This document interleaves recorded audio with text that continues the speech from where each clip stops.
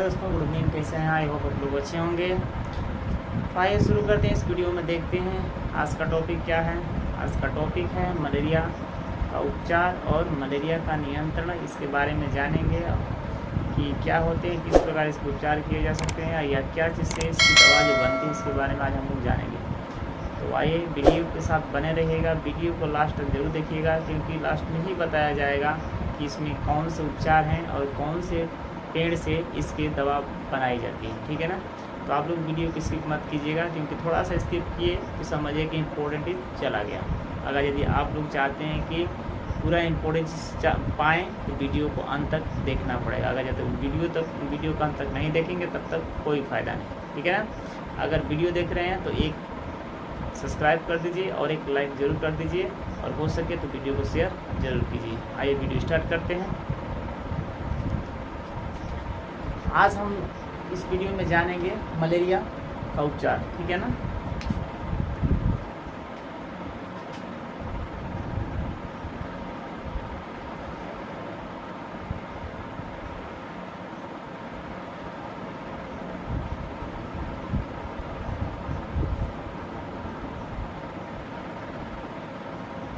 Malaria का उपचार क्या होता है, किस चीज़ से यह बनता है, कैसे इसको हम जान सकते हैं, कैसे इससे हम छुटकारा पाएंगे, इसके बारे में हम जानते हैं।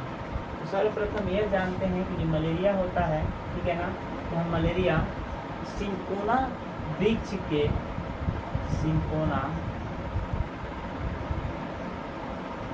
सिंकोना वृक्ष के छाल से कुनैन नामक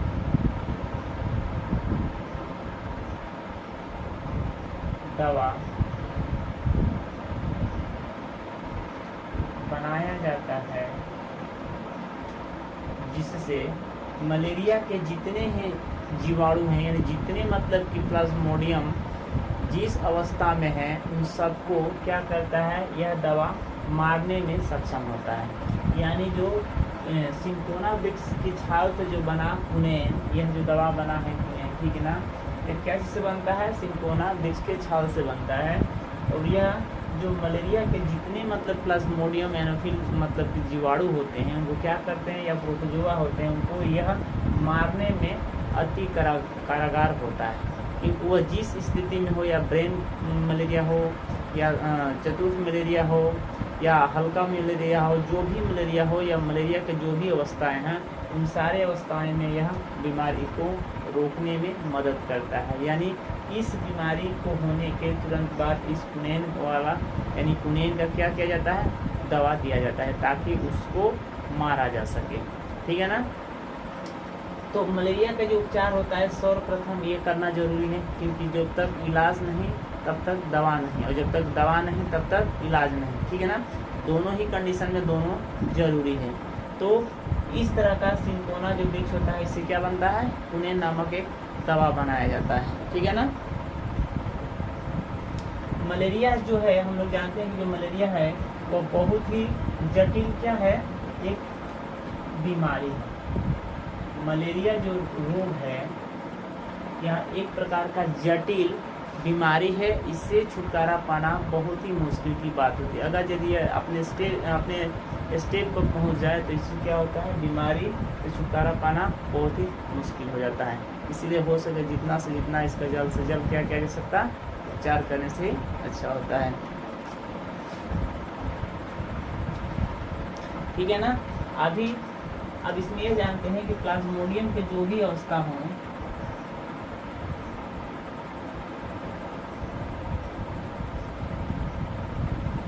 प्लाज्मोडियम के जो भी अवस्थाएं हों, उस अवस्थाएं में यह कुनैन अति कारागार होता है। ठीक है ना। यानी उस अवस्था के जितने भी नाशक होते हैं, उनको रोगों को मारने के लिए क्या होता है, रोकथाम का काम करता है। यानी यह भली भांति उसमें अच्छा से काम ये करता है। ठीक है ना।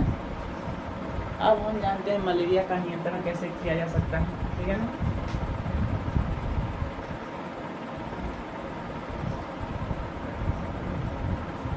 मलेरिया का नियंत्रण।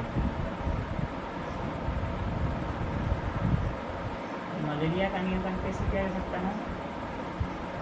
मलेरिया का जो नियंत्रण होता है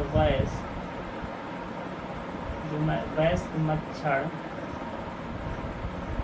ठीक है ना, वयस्क क्या होते हैं? वयस्क मच्छर, ठीक है ना, मलबा, ठीक है ना, मलबा, प्यूपा आदि से क्या होता है? यह रोग फैलता है।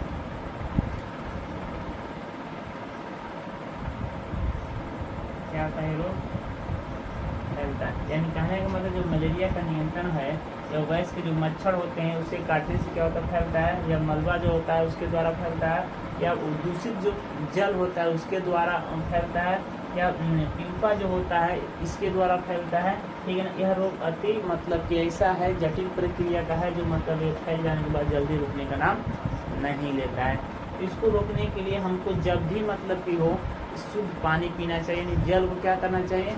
गर्म यानी उबाल करके पानी पीना चाहिए। और भोजन को यानी भोजन जैसे ठंडा हो जाए या बासी हो जाए उस भोजन को हमको नहीं करना है। भोजन क्या करना है? भोजन को तुरंत गर्म करके और भोजन को हमेशा सेवन करना चाहिए, ताकि इस बीमारी से क्या हो जाए? छुटकारा मिल सके। तो नियंत्रण में याद रखिएगा, जल को उबाल करके पीना है और भोजन को स्वस्थ साफ सुथरा रखना है, यानी गर्म करके भोजन को खाना है। और घर के आसपास के हर क्षेत्र को क्या करना है? घर के आसपास के जितने मतलब के एरिया हैं उनको साफ सुथरा करके रखना है, ताकि ये जो प्लाज्मोडियम जो मच्छर है ये ताकि फैल ना सके और किसी को काट ना सके, ठीक है ना। तो नियंत्रण हम इस तरह का कर सकते हैं।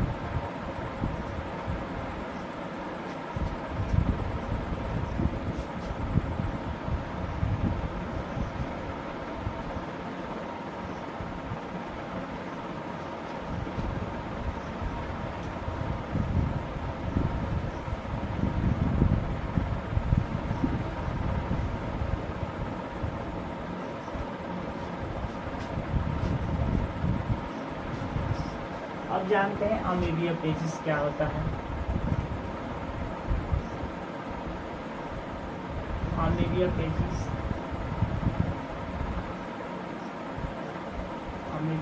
के बारे में जानते हैं। अमीबिया पेचिस किस प्रकार का होता है, कैसा रोग होता है, कहाँ फैलता है, कब फैलता है, कैसे व्यक्तियों के अंदर फैलता है, ठीक है ना। इस पेचिस अमीबिया पेचिस रोग के बारे में जानते हैं। तो सबसे पहले जानते हैं प्रोटोजुआ के कारण फैलता है। किसके कारण? प्रोटोजुआ। या प्रोटोजुआ के कारण फैलने वाला क्या है? बीमारी है। प्रोटोजुआ के कारण फैलता है। एक अमीबा होता है, ठीक ना,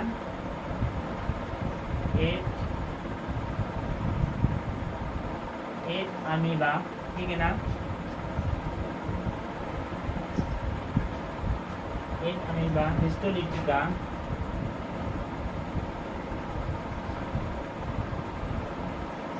एक अमीबा हिस्टोलिटिका के कारण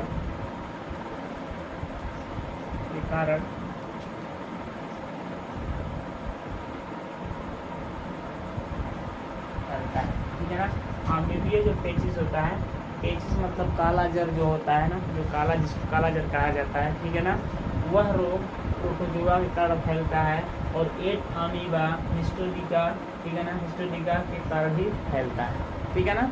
यह जब प्रोटोजुआ जिस रास्ते से या जिस मार्ग से शरीर में प्रवेश कर जाते हैं तो उसमें क्या होता है? पेचिस का रोग मतलब फैलना प्रारंभ हो जाता है, ठीक है ना। अब ये जब रोग फैलते हैं तो कुछ इसके लक्षण भी होंगे जो हम उसको पहचान सकते हैं। तो क्या ऐसे लक्षण हैं जो मतलब हम उसको पहचान सकते हैं, ठीक है ना। ये लक्षण में अगर देखा जाए तो कुछ लक्षण ऐसे होते हैं, ठीक है ना, कुछ लक्षण ऐसे होते हैं जो कई व्यक्तियों में यह लक्षण अति पूर्ण रूप से दिखाई नहीं देते हैं, ठीक है ना।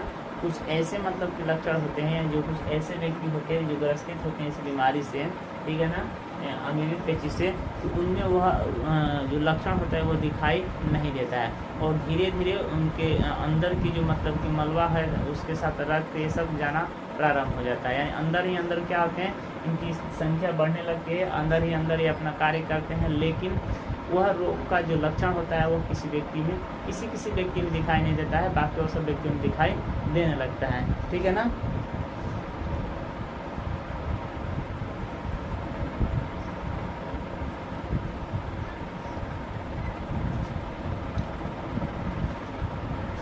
जैसे सिस्ट इसमें से क्या होता है, निकलता है। सिस्ट इसमें से क्या होता है, निकलता है। और यह सिस्ट अगर नहीं निकलता है तो यह सिस्ट क्या करता है, जो छोटी आंत होती है, ठीक है ना, सिस्ट क्या करता है, जो छोटी आंत होता है उसमें जाकर क्या करता है, एक जख्म बना देता है या घाव बना देता है। ये छोटी आंत में चले जाते हैं क्योंकि यह जल्दी निकल नहीं पाते हैं, और यही कारण होता है कि क्या होते हैं कि यह छोटी आंत में जाने के बाद ये इनका जो लक्षण होता है दिखाई नहीं दे पाता है, और छोटी आंत में जाने के बाद धीरे धीरे उसमें एक जख्म बना देते हैं या उसके भीति को ये क्या करते हैं, नष्ट कर देते हैं। ठीक है ना। लेकिन कुछ जो प्रमुख लक्षण होते हैं वो भी हम बताएंगे, इसमें क्या प्रमुख लक्षण होते हैं जो उसको पहचाना जा सके। अभी तो आप लोग ये सोचते होंगे कि जब इसमें लक्षण जो ऐसा है कभी दिखाई नहीं देता तो फिर हम पहचानेंगे कैसे, तो इस तरह की कोई बात नहीं। हम लक्षण भी बताएंगे, जो लक्षण जो मिलने से हम क्या करेंगे उसको पहचान सकते हैं। इसका लक्षण सबसे आसान और ईजी होता है। ठीक है ना। तो यही सिस्ट के कारण क्या होता है, जो एक अमीबा होता है, हिस्टोलिट क्या होता है, मतलब क्या होते हैं, इसके जो सिस्ट पदार्थ निकलते हैं वो छोटी आंत में चले जाते हैं, और छोटी आंत में जाने के बाद क्या होता है, उसी पे जाकर वह छिप जाते हैं और वहीं पे उस छोटी आंत के भीतर को क्या करते हैं, नष्ट कर देते हैं या उसमें जख्म कर देते हैं, उसमें घाव बना देते हैं। ठीक है ना। यही कारण होता है कि कुछ लक्षण दिखाई नहीं देते हैं। आप समझते हैं प्रमुख लक्षण क्या है। ठीक है ना, जिससे हम पहचान सकें।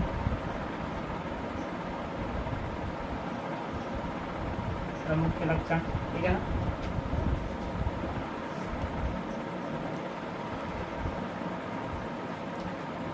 प्रमुख लक्षण में देखा जाएगा तो पेट में दर्द, पेट में क्या हो जाएगा, दर्द। ठीक है ना। पेट में दर्द होना, एक बुखार, ठीक है ना, पेट में दर्द होना, बुखार होना, मल के साथ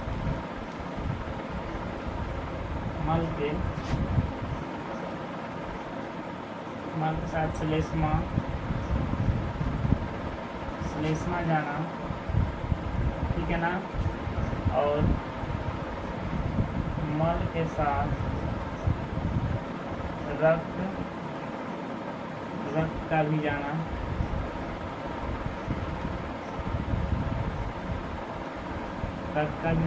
ठीक है ना, और पेट में गुड़गुड़ का आवाज होना, पेट में गुड़गुड़ का आवाज, ठीक है ना। ये प्रमुख लक्षण है। इन लक्षणों से हम क्या कर सकते हैं, इनको पहचान सकते हैं कि कौन सा रोग है, पेचिश का रोग है। देखिए, पेट में दर्द होगा, ठीक है ना, कभी जोर से होगा या हल्का सा होगा, ठीक है ना, या इधर मोड़ेगा या इधर मुँह मोड़ेगा, ठीक है ना। बुखार के साथ में बुखार भी रहेगा, मल के साथ श्लेष्मा जाएगा, ठीक है ना, चिपका पदार्थ रहेगा, जाना, मल के साथ रक्त का भी जाना। कभी कभी ऐसा होता है कि मल के साथ क्या होगा, रक्त भी जाता है, ठीक है ना, जाता है। पेट में गुड़गुड़ का आवाज़ होना, पेट में मतलब क्या, गुड़गुड़ करके इस तरह का आवाज़ें निकलता है, ठीक है ना। तो यह सब क्या है, उनके प्रमुख लक्षण हैं। इससे हम क्या कर सकते हैं, उनको पहचान सकते हैं कि हमारे शरीर में यह रोग फैल चुका है, और ये जब फैल जाएगा तो ये सारे संकेत इसमें देंगे, ठीक है ना। लेकिन जब किसी व्यक्ति में एक अमीबा हिस्टोलिका की जो सिस्ट होता है वो अगर जब छोटी आंत में चले जाएंगी तो वह लक्षण दिखाई देते हैं, लेकिन कुछ समय के बाद, ठीक है ना, ताकि उस समय तक कुछ बीमारी फैल गई होती है, उसके बाद वो दिखाई देता है, ठीक है ना। लेकिन किसी व्यक्ति में ऐसा होता है कि जैसे ये रोग फैलता है तुरंत ही मतलब कि सारे लक्षण आपको दिखाई देने लगते हैं। कुछ ना कुछ इसमें से लक्षण ऐसे होते हैं जो दिखाई देने लगते हैं, और उसको तुरंत हम इलाज कराते हैं और ये बीमारी के बारे में जान लेते हैं, ठीक है ना।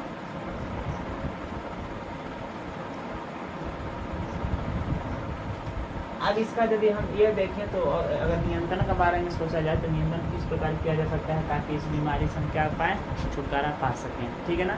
तो यहाँ तक तो हम जाने लक्षण के बारे में, उस बीमारी के बारे में किसके द्वारा बीमारी होती है, लक्षण भी जान लिए। अब हम जानेंगे कि नियंत्रण कैसे किया जा सकता है। अगर यदि किसी व्यक्ति को मान लीजिए बीमारी हो गई, ठीक है ना, तो होने के बाद उस बीमारी से हम कैसे नियंत्रण कर सकते हैं ताकि फिर वह बीमारी दोबारा हमको न लग सके। आइए उसको भी जानते हैं।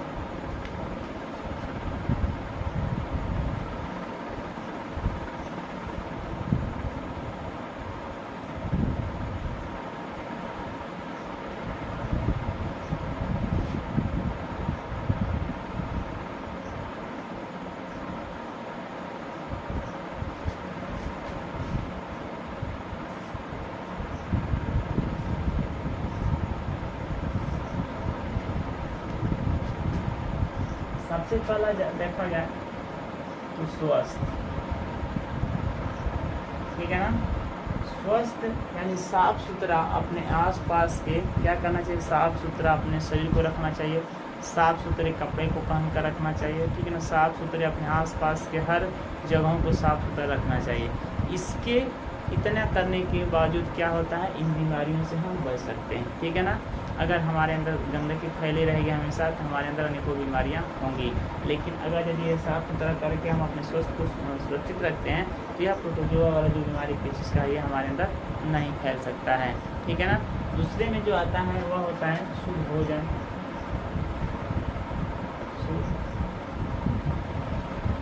शुद्ध भोजन या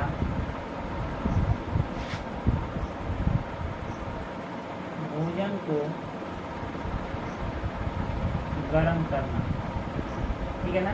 कभी भी याद रखिएगा शुद्ध भोजन होना चाहिए या जो भी भोजन हो वह ताज़े होना चाहिए, यानी वह ठंडा भोजन नहीं होना चाहिए और वह भोजन हमेशा क्या होना चाहिए, गर्म ही सेवन करना चाहिए और वह भोजन हमेशा गर्म करके ही सेवन करना चाहिए ताकि यह बीमारी से हमको क्या मिल सके, छुटकारा मिल सके और इस प्रकार की बीमारी हमारे अंदर न आ सके, ठीक है ना। दूसरे में देखा जाए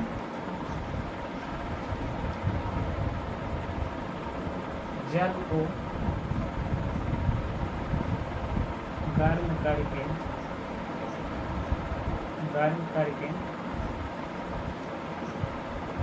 पीना चाहिए, ठीक है ना।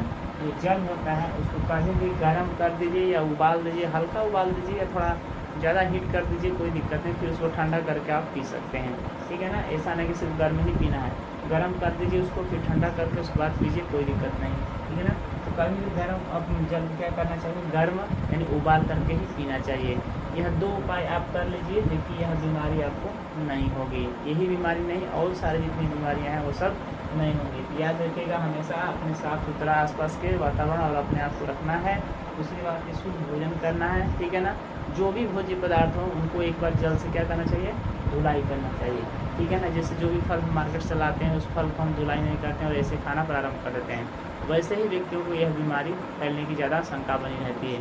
याद रखिएगा जो भी खाद्य पदार्थ हो अगर बाहर से लाया जाए तो उसको अच्छा से क्या करना चाहिए, धुलाई करना चाहिए और तभी जाकर उसका सेवन करना चाहिए। इस प्रकार करने से इस बीमारी से हम क्या कर सकते हैं, छुटकारा पा सकते हैं। और जल को हमेशा उबाल कर ही पीना चाहिए क्योंकि उसमें जितने सूक्ष्म जीव होते हैं वो सारे मर जाते हैं, ठीक है ना। आई होप कि ये सारे पॉइंट्स आप लोगों को क्लियर हो गए होंगे और ये सारी बातें आप लोगों को समझ में आ गया होगा। मलेरिया का उपचार कैसे होता है, इसका नियंत्रण कैसे किया जा सकता है, या अमीबिया पेचिस क्या होता है, किस प्रकार के इसके लक्षण होते हैं और इसका नियंत्रण कैसे किया जा सकता है। तो अगर यह वीडियो आपको अच्छा लगता है तो मेरे चैनल को सब्सक्राइब जरूर कीजिएगा और मेरी वीडियो को लाइक एंड शेयर जरूर कीजिए क्योंकि ऐसे ही वीडियो आप लोग को रोज़ अपलोड होते रहेंगे और ऐसे वीडियो एजुकेशन रोज़ आपको डेली मिलते ही रहेंगे। तो अगर यदि आप चाहते हैं कि रोज़ ऐसा वीडियो चाहिए एजुकेशन तो मेरे चैनल के साथ आप लोग बने रहिए। जय हिंद, जय भारत।